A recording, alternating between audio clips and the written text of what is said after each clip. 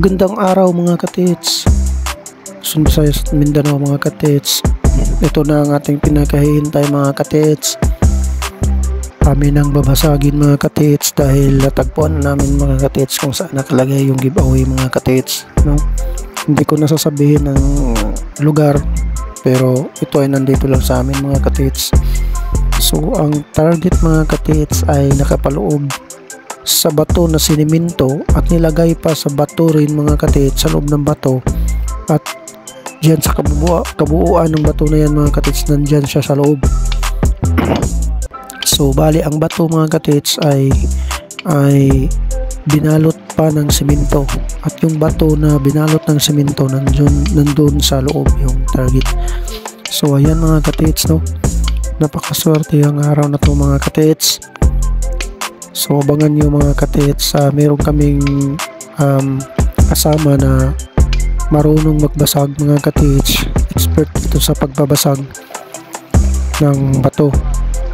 Kaya mabuti yung ganyan mga katits na may kasama kayong marunong bumasag ng bato mga katits, yung may kumpletong gamit mga katits, para hindi na tayo mahihirapan mga katits, hindi na tayo maghahanap pa ng pwede nating kunin para makatulong sa atin pagbasag mga katits, kasi hindi natin alam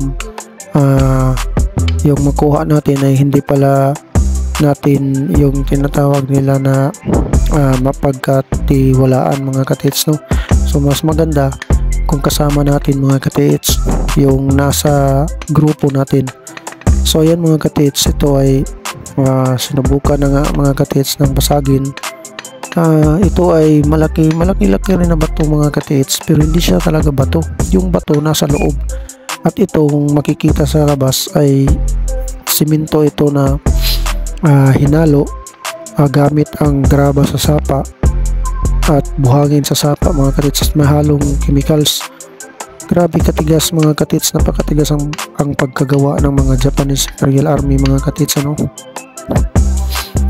Kaya amin yung nakita mga katits, dyan lang namin nilagay sa gilid ng sapa. Hindi kasi yan dyan ginulong lang namin dyan papunta sa gilid, para kung madesisyonan na sunugin, may tubig agad mga katits. Pero sabi ng aming kasama, kaya lang daw na basagin gamit yung kanyang mga gamit na kunya, saka 12 bados na maso mga katits. Ayan nga, medyo nahihirapan na siya kasi nagsimula kami umaga pa, so yan pa yung aming nabasag.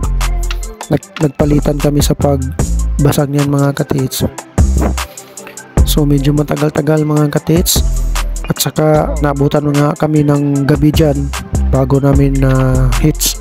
So ayan mga katits, no, panoorin yung mga katits. Ito ang bato na to mga katits, ang hugis nito mga katits ay para siyang hugis puso na pagkagawa ng Japanese, at may butas siya mismo sa simento na yan. Meron siyang butas mga katits, at yung butas na yan mga katits, siya yung parang ano lang, parang filter lang ng sigarilyo yung laki ng butas mga katits, na pwedeng pasukan ng tubig. So ayan mga katits, no, nabasag na mga katits, pero hindi pa talaga yan, no? Kung nakita niyo mga katits yung mga halo niya, hindi lang maliliit na bato, merong mga malalaki na hinalo ng mga bato. So mga pinipili talaga nila yung mga bato na hinalo nila. So kung nakita niyo yan mga katits, ayan, yung party na yan, nandyan ang target, kasi yung bato na yan na naiwan, kasi nahati na yan mga katits, yan ang aming kukunin, kasi nandyan yung aming target. So ayan mga katits, sa lahat na mga nag-treasure hunt dyan, alam ko na maraming umaasa na makahits, kaya lang din kayong sumuko. Subukan nyo lang at mahanap rin at makahits din tayo. So ayan mga katits, nagabi na nga, yan na yung bato naming pinagbabasag mga katits. At nilagyan ko na ng para hindi masyadong public. So ayan, hindi naman masyadong malaki mga katits, konti lang, parang tibod lang yung kalakihan niya. So at least okay na rin mga katits, ano. So yan mga katits, God bless ating lahat mga katits.